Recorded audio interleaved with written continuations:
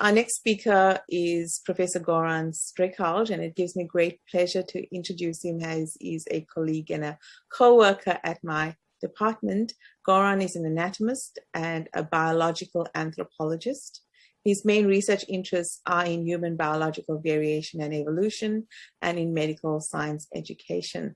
There have been a few questions around diversity and human variation, and I'm sure that he's going to enlighten us a little bit more. Thank you, Goran, and over to you. Thank you very much, Nalini. Thank you, Claire. It's a great privilege and pleasure to be part of this symposium. Good morning, good afternoon, good evening, wherever you are in the world. I am joining in from my home at northwestern Sydney, and this land is traditionally owned by the Matagal people of the Rug Nation, and I would like to start my presentation by acknowledging the traditional owners of this land.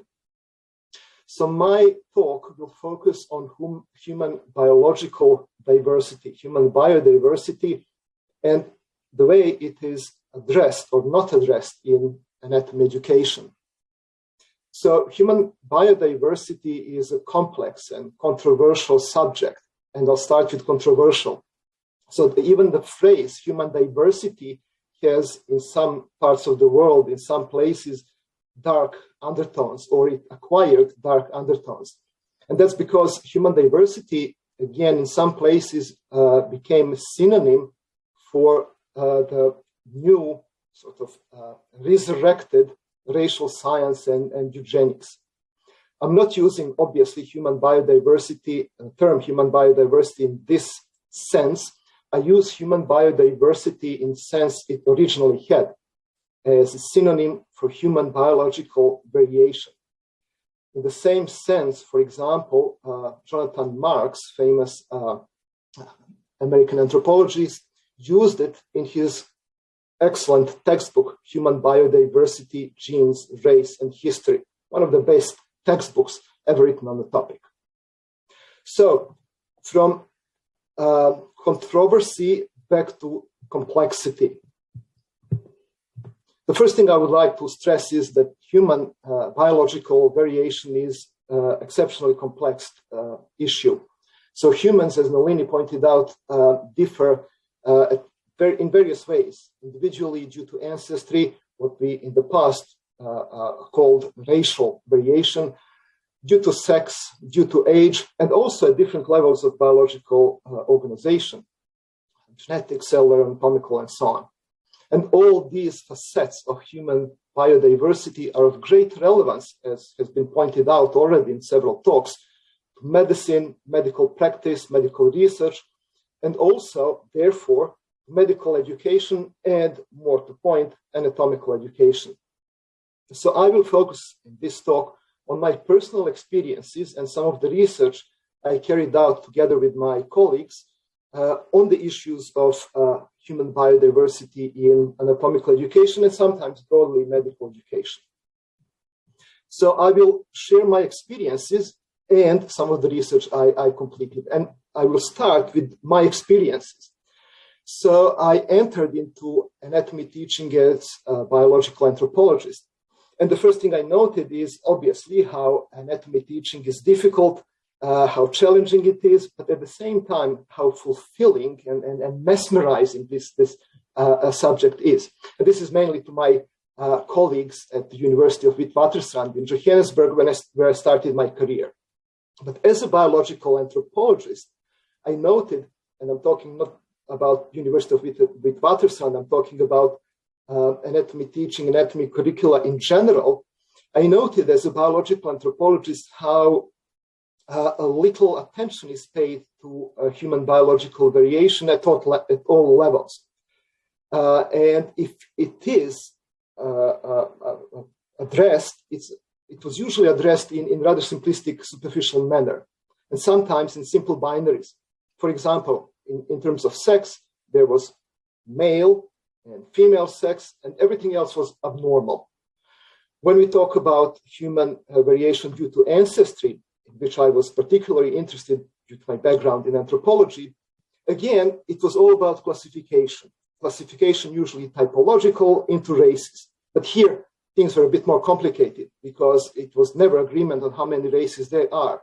So some people thought about or three major races, some about 5, some about 6, some about 26 races, and so on. And at the end of the day, it looked like it didn't matter how many races there are, as long as you can classify people neatly into these categories. And to an extent, this approach sort of reminded me of a well-organized anatomy museum. Everything nicely compartmentalized in little cubicles, display walls, and separated from each other. But again, human biological variation is much more complex than that. So I decided to go above these impressions and do a little bit of research on the topic. So one of my first research projects in this area was to survey local anatomists about their perceptions of human variation due to ancestry and race. And what that research established was that many of the colleagues were sort of out of sync with the latest developments in sciences like anthropology and genetics. And then my colleagues and I went a bit further from that, and we analyzed, we did the content analysis of major anatomical textbooks with relation to ancestral variation and how it is addressed in these textbooks. And I would like to stress that all these textbooks are fantastic anatomy textbooks in their content, in the way they explain anatomy. And no wonder they're published in millions and used all over the world and translated in many languages. But when it comes to human variation due to ancestry, they didn't address it at all, most of the textbook, or when they addressed it, they dealt with it in rather superficial way and outdated way. And they all relied on the typological concept of race. So I don't have time to go into details, but here's 2 quotes from these textbooks, and I would like you to maybe pay attention to the second one at the bottom, where the authors proposed racial classification.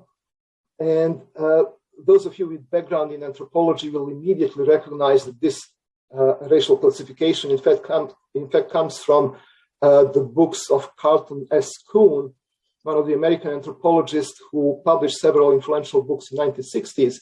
And you might remember that Carlton S. Kuhn is a typical example of racial typology and now assessed to be deeply racist.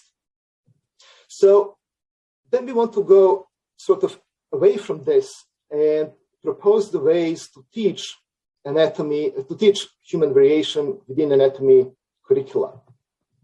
And still at the University of Witwatersrand, my colleagues and I examined the efficiency of some of the modules that we delivered. So one of the half modules containing only 12 contact hours was dedicated to exploring human biological variation due to ancestry. And we wanted to establish how much, not just how much students learned, what's their knowledge and how we change their knowledge, but if we managed to change their attitudes.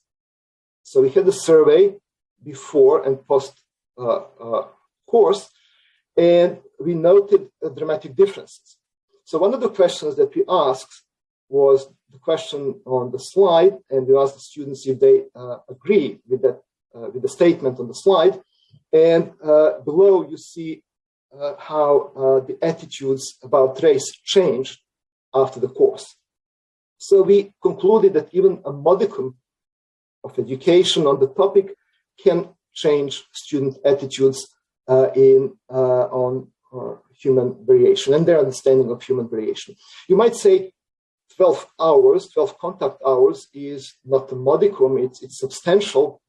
But if you think of 12 hours in terms of program, say medical program, which lasts 5 or 6 years, and if some of these 12 hours are embedded in genetics, some in anatomy, some in clinical subjects, then this is really just a modicum of educational intervention. We also looked at other ways of other levels of variation, including sex. And as you know, our perception, the way we conceptualize sex, changed dramatically by the end of the 20th century. And this is mainly to the advancements of science. I don't have, again, time to go into details. I just have this wonderful quote from a seminal paper published by Blackless and collaborators at the turn of the millennia. So the changes and advancement in science, but not just science, also social sciences, humanities, and also activities of certain groups, such as a group of intersexual groups and so on. So our perceptions changed, and it is really important that these changes in our perception, the way we conceptualize sex, is then translated in anatomy education. So my collaborators and I proposed how human biological variation should be addressed in anatomy education. These proposals, these recommendations are not presented in cookbook format. This is what we propose, and this is how you follow step by step. These are rather invitations to reflect on human variation, new advancements in our perception of human variation, new scientific advancements, and how these could be applied within particular local contexts in teaching. We did that. This new approach to teaching sex at Macquarie University, while I was still at Macquarie University a few years back. I was lucky that I worked with a group of young, enthusiastic anatomy teachers. And when I proposed changes in how we approach human variation due to sex in our teaching, they were really very enthusiastic about it and keen to apply these changes. I must say, when I discussed these changes with my older colleagues from other universities, they were not so, let's say, not so enthusiastic. So we applied changes in teaching sex to anatomy students, and the response was highly positive. So I will not present numbers now, I present some qualitative feedback, and this in fact is feedback from one of our tutors. Jackson is a gender diverse person, and at the time he was transitioning, and he was deeply moved by the way we changed our teaching of sex diversity. I quote this. I quote his feedback to us, and I give his name because he was keen to have his name published, because he's proud of who he is and proud of his transition. But I also quote this to show that it's not important to teach human diversity following the advancements in science, because this way of presenting human diversity is more accurate. But also because as we do that, we create safe spaces in our laboratories, in our classrooms, for people, for groups who were previously and unfortunately still discriminated because of who they are. So, how do we go forward from this? What I suggest is that we invest more in the research on this topic, not necessarily research on human biodiversity, because there is lots of research in this area, but rather in education and how to translate these new advancements in research on human biodiversity into anatomy curricula. I also suggest that we collaborate more on global level, and this symposium is the best example how we can efficiently collaborate on global level. Invite our colleagues who have different opinions, invite our colleagues who perhaps don't think that much about these topics, include them in communities of practice. And finally, I go back to research again. I think what's really important is cross-disciplinary research and collaboration. So inviting our colleagues from different disciplines, sociology, anthropology, history, to give us their feedback, to see our discipline with the glasses of their own discipline and make their proposals on how we can improve on what we're doing. And with this, I finish. Thank you very much for your attention.